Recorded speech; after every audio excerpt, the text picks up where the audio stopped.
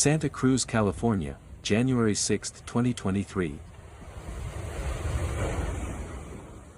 Along the California coast, storm-related damage is widespread. Northern California has been devastated by a terrible storm that dumped unprecedented amounts of rain and snow along the coastline.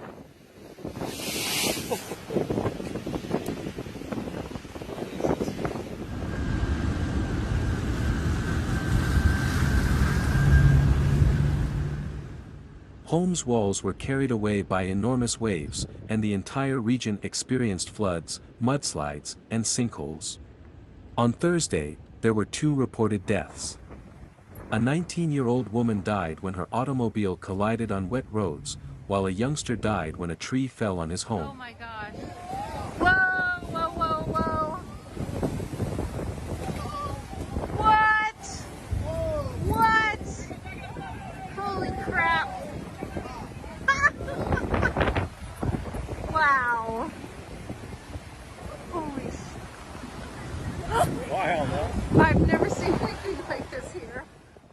Work crews have been busy in Santa Cruz County for about a week now due to heavy rain, washed-out roads, and toppled trees, but one of the storm's worst blows so far came early Thursday from a major tidal surge.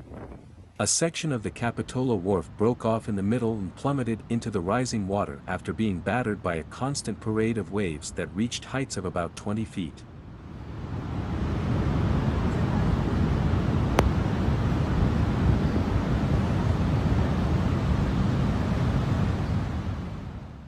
Early estimates indicate that the part is at least 20 feet long, however city authorities were still assessing the damage on Thursday morning. The 855-foot-long wharf was initially built in 1857.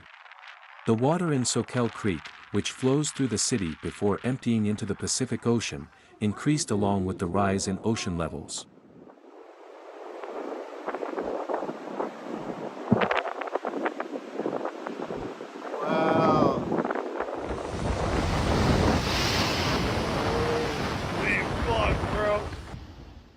Homes close to the creek's banks were inundated as kayaks that had been left unmoored and pieces of decking flowed downstream.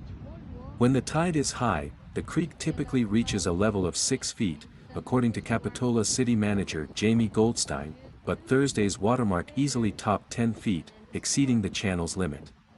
In his 15 years as Capitola's manager, he had never witnessed anything like it, and the town had never had this kind of wave effect.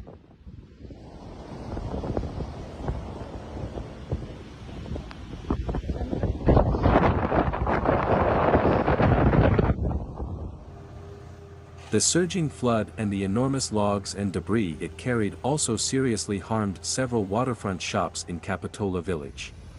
It's severe. There has been damage worth hundreds of thousands of dollars, according to Zelda's, a restaurant in Capitola Village. Although he had boarded the windows facing the water before the storm, the front wall and a window were damaged as large ocean waves forced debris through them, flooding the house with several inches of seawater.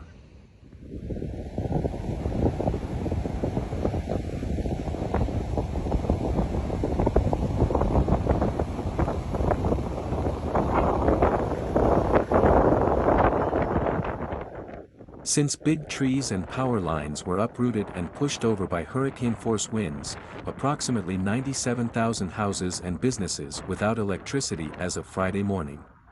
While San Francisco's neighborhoods continue to recover from floods, more rainy and windy weather is predicted for the region. Areas that were already wet from a storm on New Year's Eve have received rain.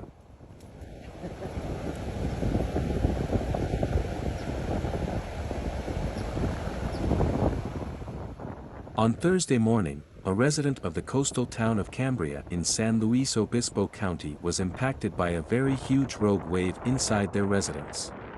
The occupant was thrown over by the strong wave that broke the home's seaside windows, and the water damage permeated the whole structure. In Monterey County and Humboldt County, where authorities in the town of Shelter Cove were issuing warnings that humans and dogs might easily be washed into the ocean by the waves, homes were also destroyed. The hut's good.